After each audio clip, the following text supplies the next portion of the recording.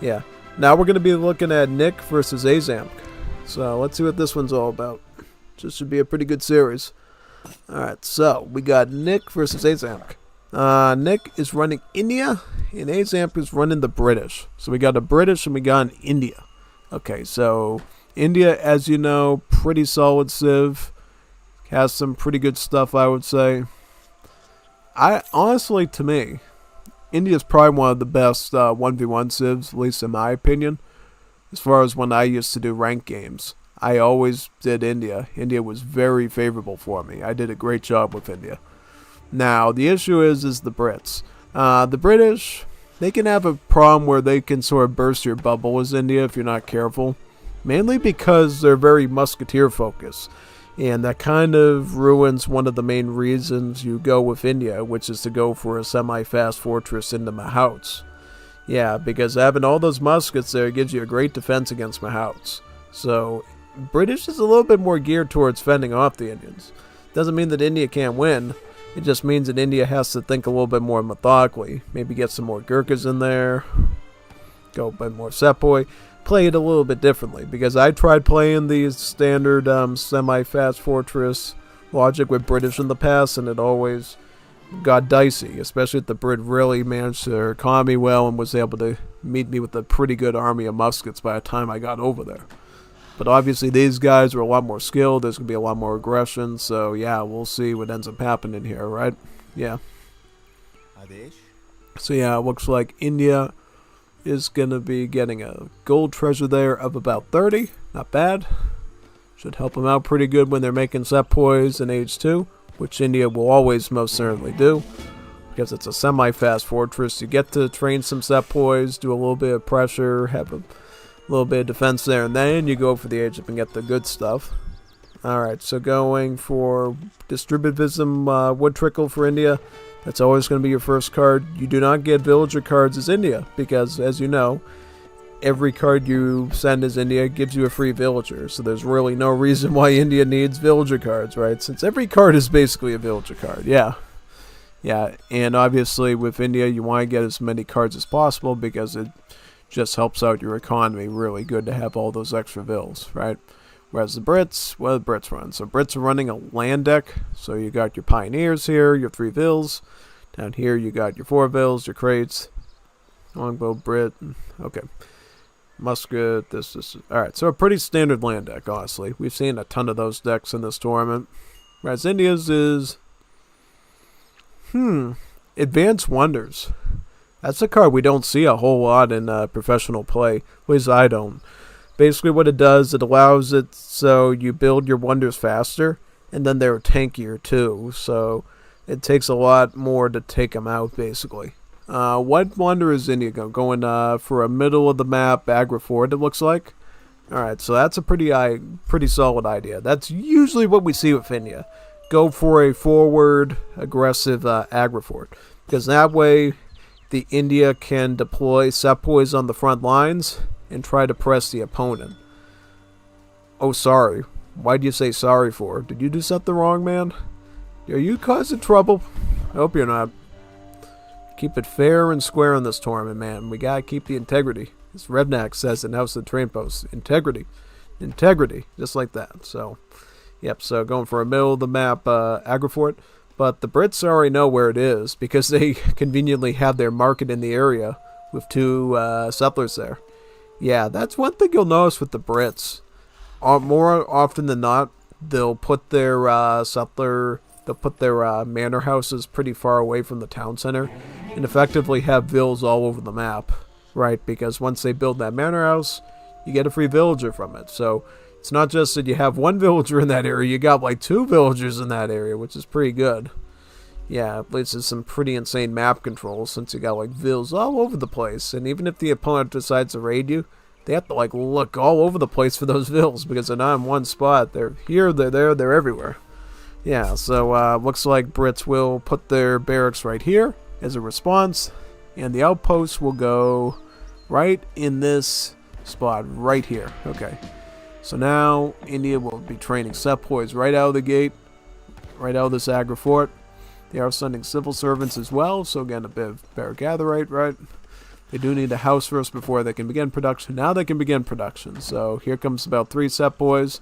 Also, when you age up with the Agra-4 and H2, you get 2 free set boys. So you already get a little bit of an army already, and then you just stack more and more and more, which is good.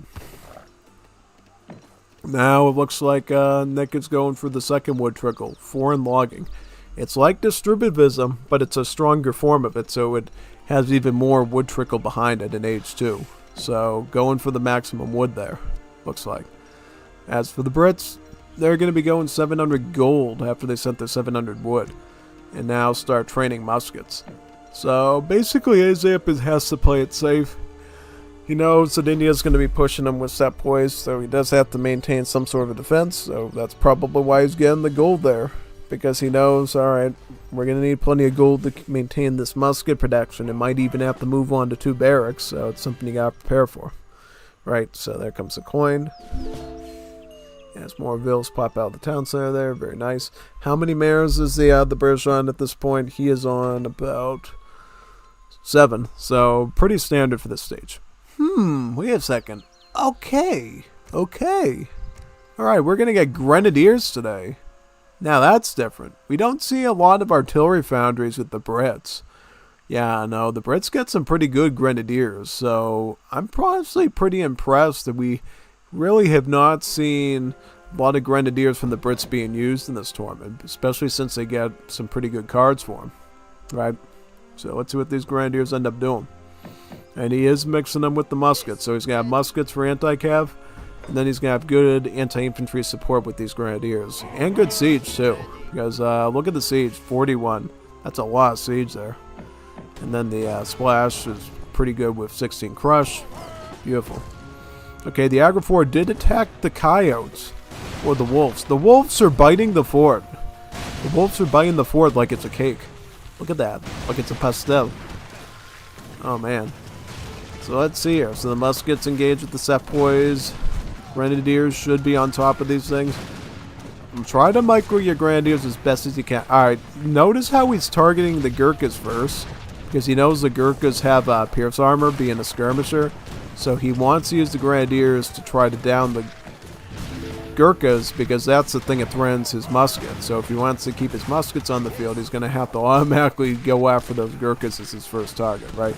He also shipped in 6 longbowmen. So he's going to have more grenadiers, and I'm presuming 6 muskets will be on the way pretty soon as well, because right now he's got a real chance at pushing this India. And he is. He's actually going to take down his Agra fort now, because India has like no defenses right now. He's just trying to train in some sepoys, it looks like. Also, he ended up going for the villager. Oh no, he is going to add delis in. So he's going to get 3 delis. He's shipping in sawars. So he is thinking of going with some cavalry to counter the longbowmen and the grenadiers here. So yeah, he's got to deal with that part, because the grenadiers especially threatens his base. We can like take his buildings out like it is. It's gonna attack his consulate. Oh god, that's not good. That's 200 wood loss there. And he's probably gonna take out that house nearby too, just to do as much damage as possible. Oh man, yeah. Just look at the pressure by that Brit there. That's beautiful. He's like really running deep into his base at this point. And that consulate should be going down rather soon there. Ah, there we go. Boom. Okay. So now I got 4 sawars there on India's side.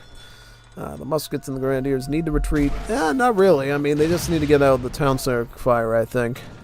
Is he going to do another batch of Grens? Yes, he is. I think you just need like another batch or 2 of grenadiers, and you should be able to handle that town center at this point. Yeah, just be wary of the sawars. Watch out for the humlas, the big stinky camels. They, well, wait a second now. There is an advantage here. Since your grenadiers are heavy infantry, it means that these sawars lack this multiplier against them. They only do 20 damage. They don't do 40 damage. They do 20 damage. That's pretty good. Actually, it really helps out quite a bit there. Yeah. You have to do the arithmetic in your head for these old multipliers here for Lance Cavalry. Okay, so let's see what he's doing. Okay, he's got the grenadiers in melee right now, it looks like. Trying to fight these cavalry. With the help of the muskets, yeah. Right, all the Southwest of the John. Grenadiers are going to fight the infantry there. Very nice.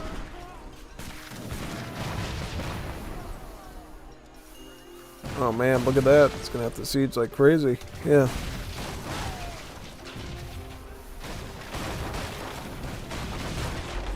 Alright, so Grenadiers are going to... Yep, wow, yep, GG. Good overpowering there by the Brits. Yeah, Brits against India, the British can really overwhelm the Indians very quickly if they're not careful. So, yeah, that just shows you right there what British are capable of. And Aizamk, as you know, does a lot of unorthodox stuff. I think you heard that from Phoenix himself when I was co-casting with him for the Aizamk versus Red Kit series in the round of 64. As that was being done live, yeah, he basically said, you know, Aizamk is known for some crazy builds, and going Grenadier Musket, that's usually something we only saw in, like, Wars of Liberty. Because in Wars of Liberty, Grenadiers used to have, like, 3x against infantry in their multipliers. So that was a very popular build, going Grenadier Musket. But seeing it in Definitive Edition, that's definitely rocking the boat, I think, a little bit. Just a little bit, nah. Oh, it's crazy, seeing that sort of a setup there. You know, it's not used to it. Not in the slightest. So, yeah, that was pretty good.